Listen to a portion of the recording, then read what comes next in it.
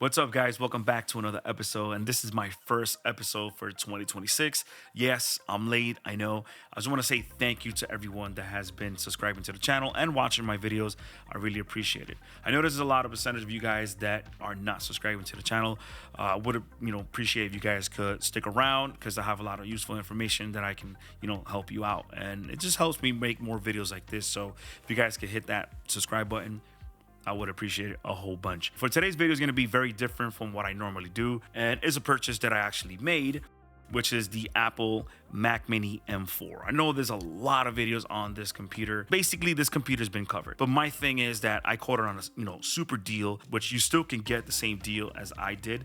I purchased this Mac Mini a few weeks ago for $474 on Amazon, which is crazy. I thought it was like something wrong on the Amazon website because at that time, Apple had it for $599 and was like, damn, this is the 256 gig model, which is not enough. You install a few programs and the computer is going to be slow. It's going to be filled up very quick. And I came across this company called Slim Life Q, I believe. I'm just gonna leave it linked in the description. You guys can check it out. They sent me their kit. This is the mini SSD 2 terabyte. The reason why I went with them and not somebody else is because the speeds. We're talking about read and write speeds over 3,000 megabits per second. All the ones I've seen online, they're like 2,200, 1,900, 2,500, but I haven't seen one that is over 3,000. So I'm gonna open the kit so you guys can see exactly what comes in the box. And then I'm going to show you my process on upgrading the 256 to the 2 terabytes. So let's go on with that. Let's go hit the Apple logo, go to System Settings, click on General, scroll all the way down until you see Time Machine. We're going to click Time Machine, add backup disk, make sure you verify. And now it's saying no available Time Machine destinations. That's because we haven't connected our drive yet. So let's go ahead and connect our drive. It should pop up in any second. There you go. So we're going to click on Setup Disk. Make sure you encrypt your backup and put a password that you can remember. Also a password hint just in case if you forget. I just picked anyone. Disk usage limit, just leave it at none because we're going to use the entire drive. Click done, and now it's preparing the drive to be erased and commence a backup. All right, now the Time Machine backup just finished. Let's just double click on the drive and see what we have here. And yep, we have data collected from today. So this computer is completely backed up. So the next step after backing up your computer, you want to erase all contents and sign out from the iCloud. If not, the system will be locked. So we're gonna hit the Apple logo, System Settings. We're gonna click on General, scroll down where it says Transfer or Reset. You're gonna click that, and then you're gonna click on Erase all content and settings. It's gonna ask you for verification, type in your password. Now it's gonna give you this prompt, which is you should back up your computer, but we already did. So we're gonna click continue, and it's just letting you know that all of these is gonna happen. Apple account will be signed out, accessories, find my activation lock, so on and so forth. So once you click continue, it's gonna ask you for your Apple ID password, and that's it. The computer will start deleting. Let's open up this kit and see what it comes with. Okay, all right, so you have the opening kit right here. So here we have the drive. Obviously, we're gonna need this. A nice screwdriver here, which is really cool. So they gave you this. They gave you 3 bits right here. And you have your guitar pick, whatever you wanna call it, I guess, to pry it. So this is my first time opening it. So let's actually start doing this. Let's go. All right, so I'm gonna start off first with this one, since this is a very thin one. And we're gonna just start, putting it in the edge. Don't put too much force. Just try to wiggle your way in until you feel like it goes in. And then from there, you just start wedging. So let's just put it this way right here. And now we have all these screws exposed. So what I wanna do is, I wanna get something to lean this plastic so we don't put too much force on this cable, because I don't wanna deal with the headache of, messing it up. 1, 2, 3, 4, 5, 6, 7, and 8. All right, so let's try to find the bit that it is for that.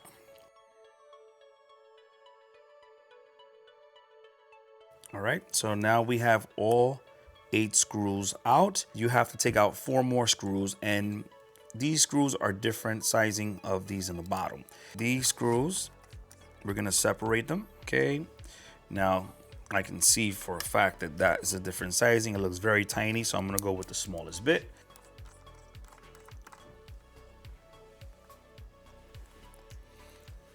All right, so I think we should be okay. Let's grab this here to lift it up. I don't want to mess nothing up. And there you go, comes out right away. All right, so this one comes on this side. And there you have it, guys. This was so simple and easy. The drive is just right there, excellently exposed. So we are actually in good, we're good. That's very accessible. And as I can see, that screw is pretty big. So I'm gonna go with the largest bit. And let's unscrew that. And there you have it, guys. We successfully remove this little tiny 256 gig, which honestly, you can save it if you want to, but I'm gonna have no need for this anymore. Now we're gonna install the mini M4 SSD Pro. So this is the M4 SSD Pro, 2 terabyte from SlimQ. And I am very, very excited. Look at the difference you can see from sizes. Look at that. Look at the chip, how big is on this one, right? And look at how is on this one. Make sure you put it at the right indication, which, this little notch is going to let you know. All right, and it just slides right in. All right, so let's put this back. Okay, so the drive is nice and secure. Now let's put everything back. So let's just try to wiggle it and line it up correctly. There we go. Perfect. All right, so now we are going to put everything back. So let's go one by one.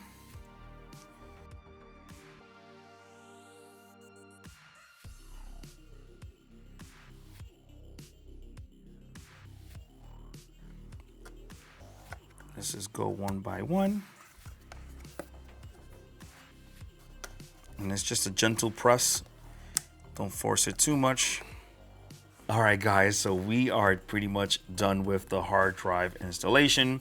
Now we need another Mac to boot it in safe mode so we can able to force install the Mac OS through another computer, which I'm gonna show you right now. Now that we have the 2 terabyte install in the Mac Mini, what we're going to do is we are going to perform a DFU restore.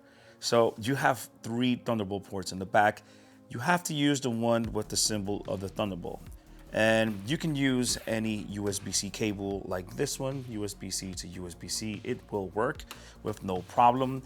They say not to use a USB-C cable Thunderbolt because it's not going to work. I don't know why, but this is just a basic data USB-C to USB-C. I'm going to leave a link in the description if you guys want to get this same wire, just in case if you guys come to any issues. So the first thing we're going to do is we are going to plug this into this port with the symbol.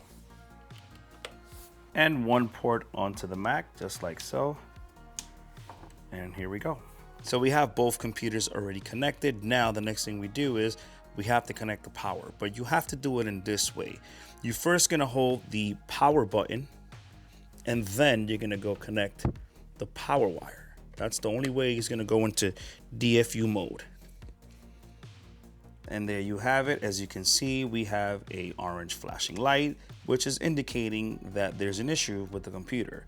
And at this stage is because it needs to get restored.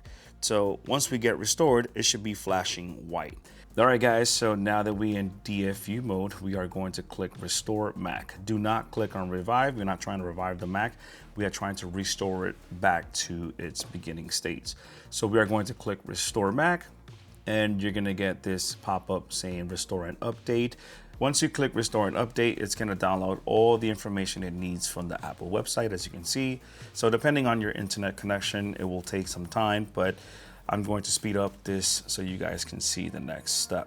All right, guys, it just finished the restore process. And as you can see on the tally light on the computer, now it's actually a steady white, indicating that the computer is ready. So let's now connect this into the monitor and continue the next process. And as you can see, the mouse has been recognized. So now let's click on our language. So now we're at the screen where you have to transfer your data to this Mac. And we are going to select the first option. But before we click continue, make sure you grab your drive where you perform the time machine backup, because it's going to need that drive to bring it back the way it was. So go get your drive and let's proceed to the next step. Okay, so now we have the drive connected. We can proceed and press continue. Not now. So now be sure to connect the Mac Mini into a Wi-Fi network. That way you can get all the updates that you need afterward. All right, so it's connected to the Wi-Fi. We're gonna click continue again. And then here, as you can see, is showing our drive. So this is the drive I selected to do the time machine backup. So we're gonna click on the drive. Then we are going to press continue. And now it changes color because it recognized the drive. So we're gonna click the drive again. Then we are going to press continue. And as you can see, that was the backup that we did. We're gonna press on it, press continue, and it's preparing source right now, as you can see.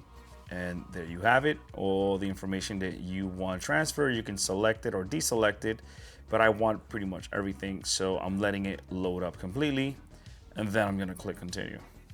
All right, guys, so it's actually transferring pretty much everything we have here. Depending on your drive speed, it's gonna tell you what the time. So for me, it's a pretty old drive I had, which it's saying 1 hour and 11 minutes. So I'm gonna come back to this and then we see where we're at. So yeah. All right, it's transferring the information to the Mac. We're almost there, guys. And look, migration complete. We can press done. And just like I had it before, now I'm gonna enter my password. All right, software and update complete. Let's press continue. Now we are going to input our Apple ID password, and let's give it a second.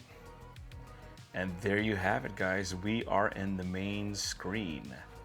And there you have it, guys. This is completely done. We are going to do the keyboard setup, which we are going to do that now.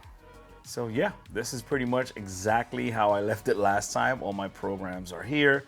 Let's go to disk utility and check a little bit of the information on this drive. All right, guys, so we are here with 2 terabytes upgrading from 256 gigs, which is insane. I want to say thank you to SlimQ for providing the mini SSD 2 terabyte to make this video for you guys, because honestly, if you are a content creator, you need storage. This is a must. And not to mention that you are going to be installing a bunch of programs to get your day-to-day basis on content creation.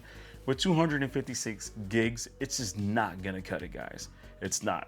So now going from 256 to 2 terabyte, it is insane. So now I want to check is the speed on this drive. So let's just do that right now. All right, guys, as you can see, we have the Blackmagic speed test, and I want to check the speed on the mini SSD 2 terabyte from SlimQ. So let's start.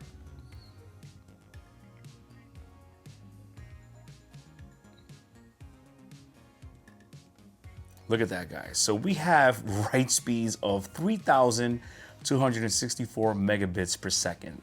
It's insanely fast. And we have the read speed of 3,000, which is pretty fast. All right, guys, so what do you thought about that? The upgrade process was so simple, anybody could do it. And honestly, it has to do a lot with this little kit. Every tool you need was inside the box and laid out perfectly. Now, 256 to 2 terabyte, it is insane. If you guys are interested in getting this kit, I'm gonna leave it linked in the description. Again, keep going back to this video so you can get the most up-to-date price.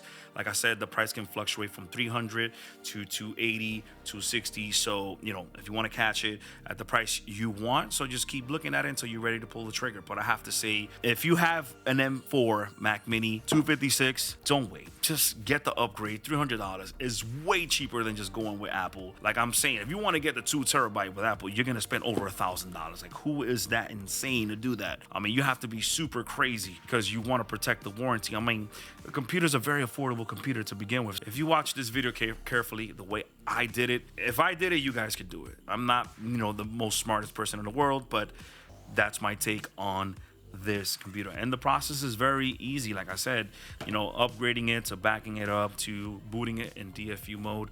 I mean, it is very simple. If you guys are interested, again, I'm gonna leave a link in the description. I want to say thank you to SlimQ again for supporting this episode so I can make this demonstration for you guys. I hope you guys found this video useful and informative. And if you did, go out there, create. I'm gonna catch you guys in the next video.